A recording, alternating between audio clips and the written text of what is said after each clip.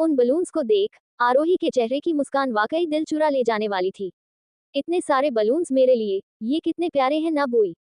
आरोही ने कोमल को देखकर कहा। उसने हाँ में सिर हिला दी। तभी कोमल की नजर कीशा पर गई। कोमल उसे देख के बोली, तो आप युवान की मम्मा हो? प्लीज अंदर आओ। उद्धरण चिन्ह। ये सुनते ही आरोही ने वार्ड के दरवाजे पर खड़ी कीशा को देखा। आरोही कीशा को अपनी बड़ी बड़ी आंखों से ध्यान से देखने लगी।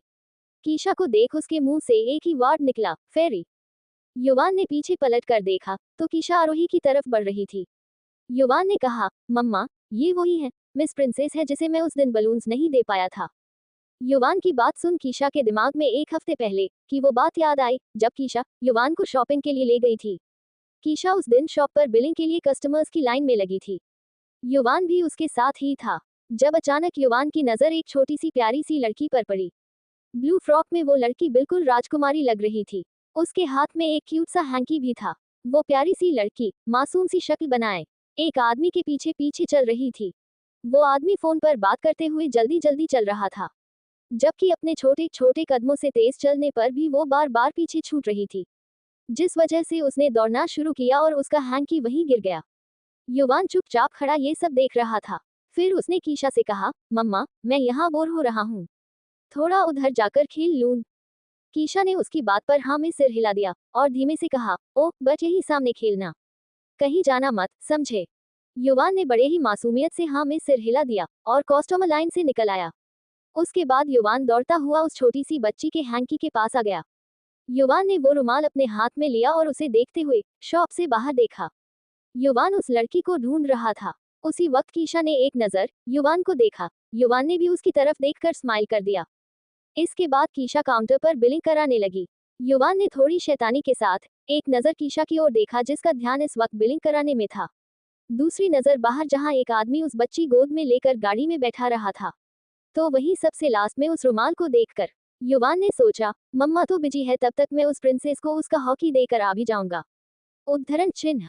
युवान दौड़ता भागता शॉप से बाहर सीधे उस कार के पास जाकर रुका और खिड़की पर अपने छोटे छोटे हाथ से थपथपाने लगा। कार का शीशा डाउन हुआ तो वो छोटी सी बच्ची बड़ी ही मासूमियत से युवान को देखने लगी। युवान ने उसे उसका रुमाल दिखाया। तुमने इसे गिरा दिया था, मिस प्रिंसेस। युवान ने कहा। उस बच्ची ने खट से युवान के हाथ से रुमाल पकड़ लिया। युवान ने नोटिस किया उस बच्ची ने कोई जवाब नहीं दिया। मिस प्रिंसेस, थैंक यू तो बोलो। पर वो बच्ची चुपचाप बस टकटकी लगाए दूसरी तरफ देख रही थी। तुम तो बहुत ही खराब हो, मैंने तुम्हारा हैंकी लौटाया, मिस प्रिंसेस थैंक्स तो कहो। युवान ने अपनी बात दोहराई। पर वो लड़की अब भी बहुत मासूमियत और उदासी के साथ कार से झांककर सड़क के किनारे कुछ देख रही थी। युवान ने उस दिशा में पलट कर देखा। वहां एक गुब्बारे वाला था। ढेर सारे रंगीन गुब्बारे, जिन्हें न पाकर शायद वो बच्ची मायूस हो रही थी। युवान ने पूछा, तुम्हें वो बलून्स चाहिए क्या मिस प्रिंसेस? इस पर उस बच्ची ने हाँ में गर्दन हिला दी। तो मैं ला कर देता हूँ ना मिस प्रिंसेस, तुम बस यहीं रुकना। युवान दौड़ता हुआ उस गुब्बारे वाले के पास चला गया और अपनी जेब चेक करने पर उसे 100 का नोट मिला तो उसने गुब्बारे वाले के हाथ में दे दी। अंकल, मुझे ये बलून्स दे दीजिए जल्दी से। गुब्बारे वाले ने नोट लपेटकर सर से रख ली और कई सारे बालून्स एक साथ बांधकर युवान के हाथ में दे दिए। युवान उन बलून्स को देखकर खुश हो गया। युवान ने उस बच्ची को देखकर अपनी आईब्रोज उचकाए और गुब्बारे लेकर वापस लौटने लगा। वो बच्ची उसे ही देख रही थी जब गाड़ी में वो आदमी आकर बैठ गया और कार स्टार्ट हो गई। उसी बीच कीशा बिलिंग कराकर युवान को ढूंढने लगी। युवान उसे शॉप में कहीं नहीं मिला। कीशा ने परेशान होकर वहीं खड़े लोगों से पूछना शुरू किया, आप लोगों ने एक 6 साल के बच्चे को देखा है? कीशा परेशान होकर पूछ रही थी। ज्यादातर लोगों से एक ही जवाब मिला, नहीं। कीशा ने कहा, मेरा बेटा यही खड़ा था, वो ब्लू जीन्स व्हाइट शर्ट पहनी थी उसने। तभी किसी लेडी ने कहा, अरे हाँ मैडम, मैंने उसे बाहर की तरफ जाते देखा।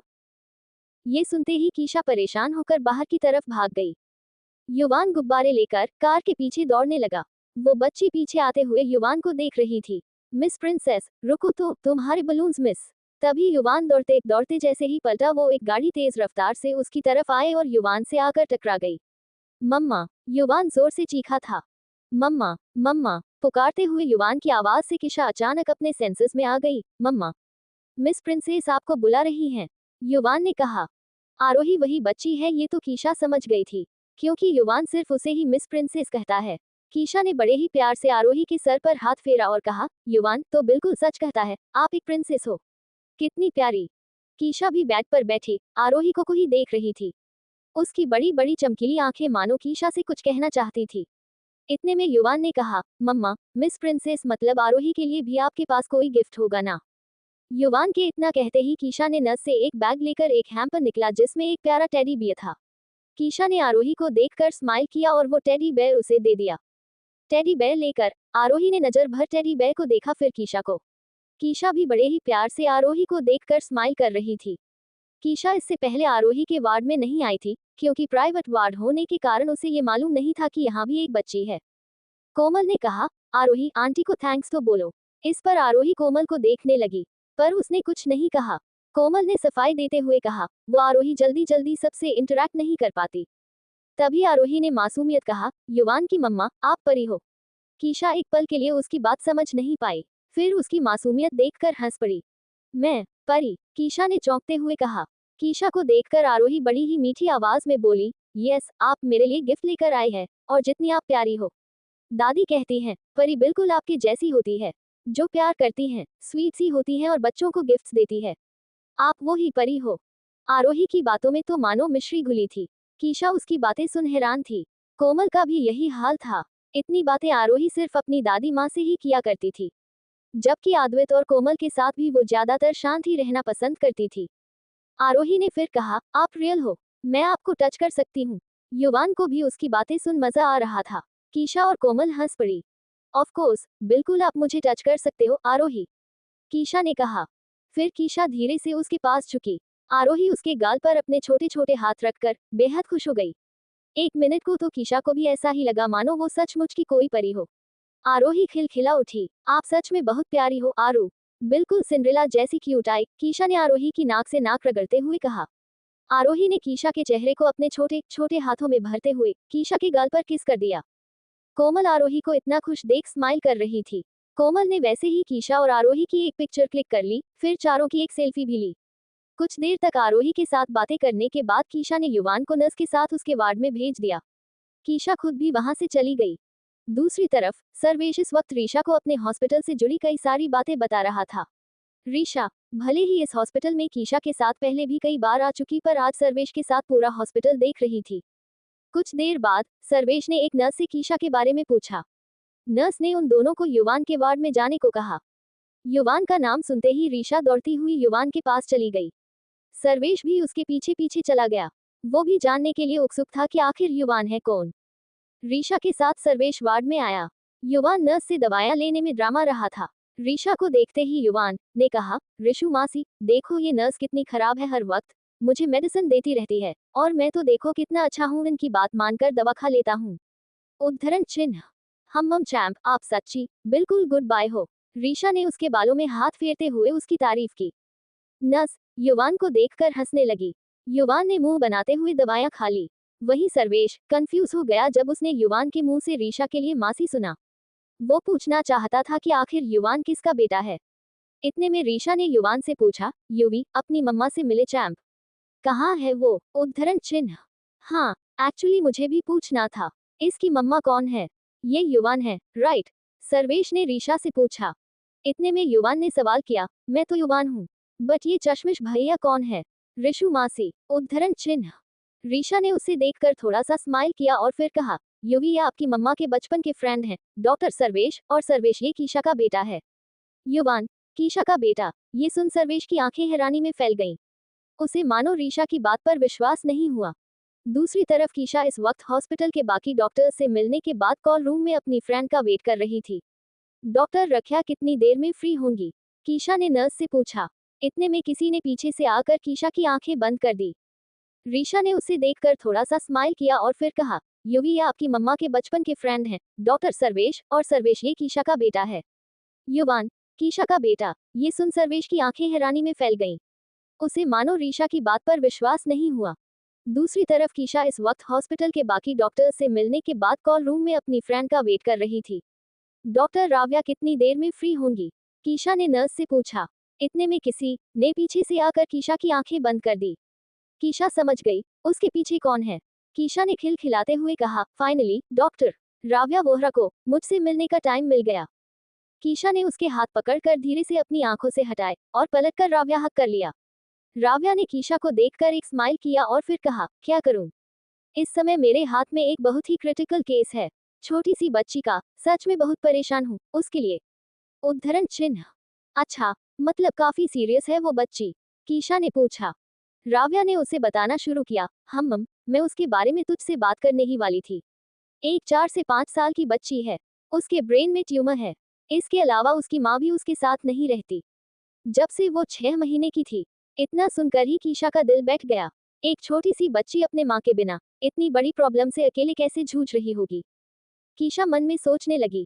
राव्या ने इसके आगे थोड़ा गंभीर होते हुए कहा, दूसरा वो एक स्पेशल चाइल्ड और ज्यादा किसी से बात ना करने की वजह से उसके ट्रीटमेंट में बहुत प्रॉब्लम हो रही है। मतलब ट्यूमर के ट्रीटमेंट के अलावा she needs a therapy too, क्योंकि वो बच्ची दिन पर दिन नेगेटिव होती जा रही है। राव्या की टोन काफी सीरियस थी।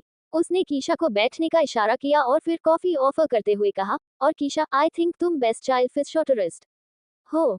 कॉफी का एक शिप लेते हुए कीशा से कहा, मैं उसके डैड को तेरा प्रेफरेंस देने के बारे में सोच रही थी। कीशा बड़े ही ध्यान से उसकी बातें सुन रही थी। इसके अलावा उसकी ट्यूमर के ट्रीटमेंट के लिए आई थिंक किसी दूसरे न्यूरोसर्जन से बात करनी होगी। मैं उन्हें बाहर जाने के लिए सजेस्ट कर रही थी, क्योंकि ज्यादातर डॉक्टर्स उस बच्ची का केस लेने से इनकार कर चुके हैं यहाँ इंडिया में। इतना कहकर राव्या और कीशा दोनों ने ही बहुत ध्यान कुछ सोचते हुए अपनी कॉफी का लास्ट शिप लिया। तभी कीशा के दिमाग में अचानक सर्वेश का ख्याल आया।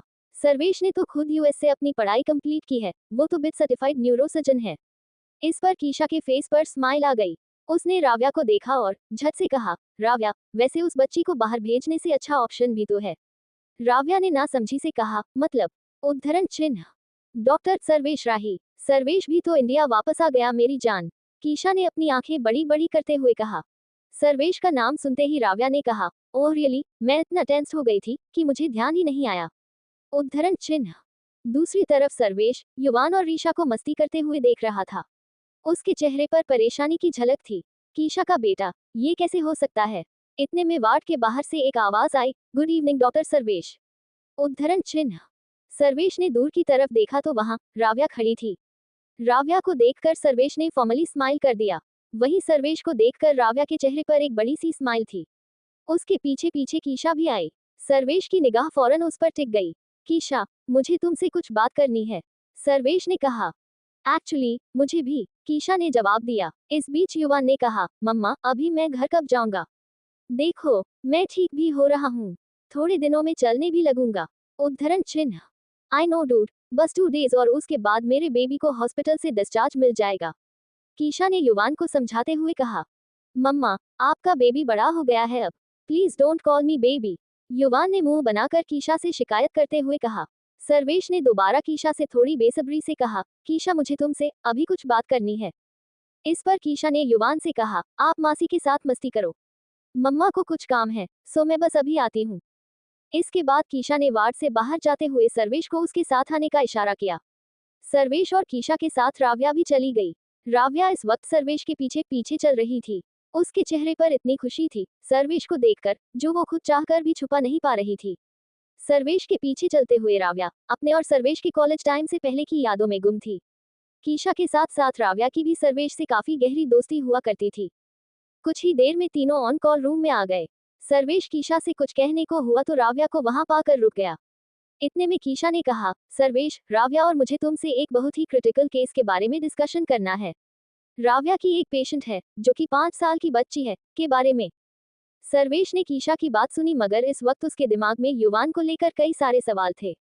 सर्वेश ने एक नजर कीशा की तरफ देखा, फिर राव्या से डायरेक्टली कहा, doctor Ravya, if you don't mind, मैं अभी कीशा से कुछ डिस्कस करना चाहता हूँ।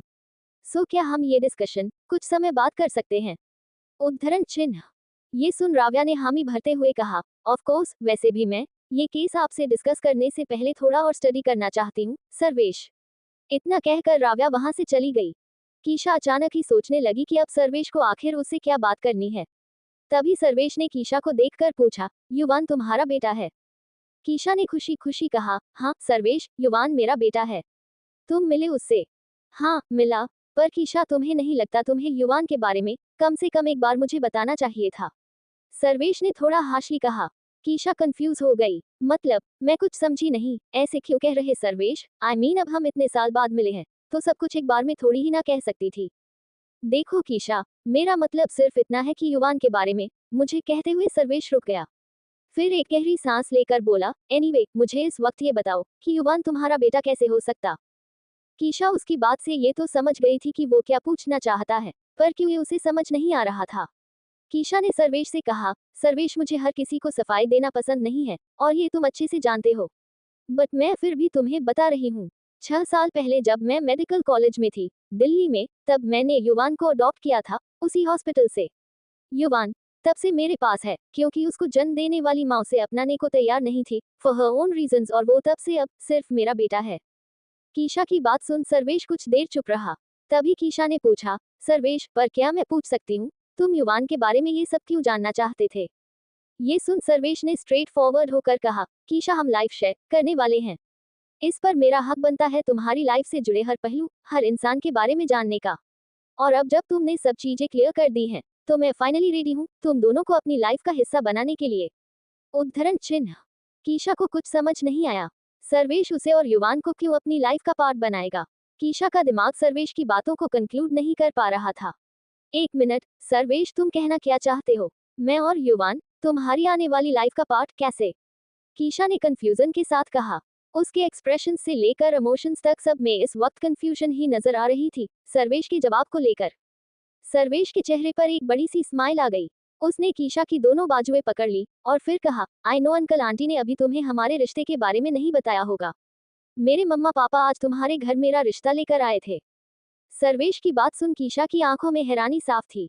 वही सर्वेश के चेहरे की खुशी उसकी आवाज और उसकी बातों में साफ बयां हो रही थी। कुछ सोचकर सर्वेश ने आगे कहा, कीशा, वैसे तो मैं भी उनका सरप्राइज खराब नहीं करना चाहता था, लेकिन युवान के बारे में जानना मेरे लिए जरूरी था। कीशा, मैं सचमुच बहुत खुश हूँ हमारी शादी के लिए। हमारे पेरेंट्स ने हमारे लिए ये जो सोचा है ना, कीशा, बाय गॉड, इससे बेस्ट मेरे लिए कुछ हो ही नहीं सकता था।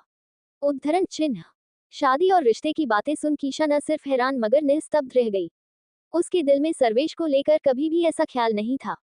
कीशा के मन में इस वक्त एक ही बात घूमे जा रही थी, उसकी शादी सर्वेश से ऐसे कैसे तय कर सकते हैं। माँ पापा ने मेरी शादी मुझसे बिना सलाह किए ऐसे ही कैसे तय कर दी। वो ऐसा नहीं कर सकते। मैं सर्वेश से शादी कैसे कर सकती हूँ जब मैं प्यार उससे नहीं। कीशा मन ही मन इतना सोच रही थी। तभी सर्वेश ने कहा, कीशा, तुम चुप क्यों हो, कुछ कहो तो सही। उद्धरण चिन्ह। कीशा ने उसकी तरफ देखा और फिर थोड़ा टफ आवाज में कहा, देखो सर्वेश, मैं इस बारे में तुमसे बाद में बात करती हूँ। अभी आई थिंक मुझे जाना चाहिए। और दूसरे ही पल कीशा वहां से चली गई। सर्वेश को उसका ऐसे वहां से जाना थोड़ा अजीब लगा, मगर उसकी खुशी के आगे बाकी चीजों से उसे कोई फर्क नहीं पड़ रहा था। दूसरी तरफ कीशा थोड़ा गुस्से से चलते हुए युवान के वार्ड में आई। रीशा ने उसे देखकर पूछा, क्या हुआ, हो गया तेरा डिस्कशन। पर कीशा ने कुछ कहे बिना पर्स में अपना सामान रखना शुरू कर दिया। युवान ने कहा, मम्मा, आप गुस्से में क्यों हो, आपके मूड की ऐसे अचानक से बत्ती क्यों बुझ गई। हर्ष नहीं आया इसीलिए ना। मैं भी बहुत मिस कर रहा हूँ हर्ष को, आप उसे लेकर क्यों नहीं आई। उद्धरण चिन्ह। युवान की मासूम बातें सुन कीशा ने कहा, मम्मा ने डॉक्टर से बात कर ली है, मम्मा आपको कल ही यहाँ से घर ले जाएगी, देन टू आप घर भी जा पाओगे और सबसे मिल भी सकते हो। युवान ने खुशी के साथ कहा, oh really mamma, you are great. कुछ देर बाद रेवती सदन, कीशा की कार बिल्कुल स्पीड में आकर गेट पर रुकी और वॉचमैन के गेट खोलते ही गाड़ी गार्डन के बीच से होती हुई अंदर की तरफ आ गई। कीशा गुस्से में गाड़ी से उतरी और घर के अंदर चली गई। घर के अंदर हॉल में आते ही कीशा गुस्से से चिल्लाने लगी, मम्मा पापा भाई दादी हर्ष, कहाँ हो आप सब, बाहर आइए प्लीज।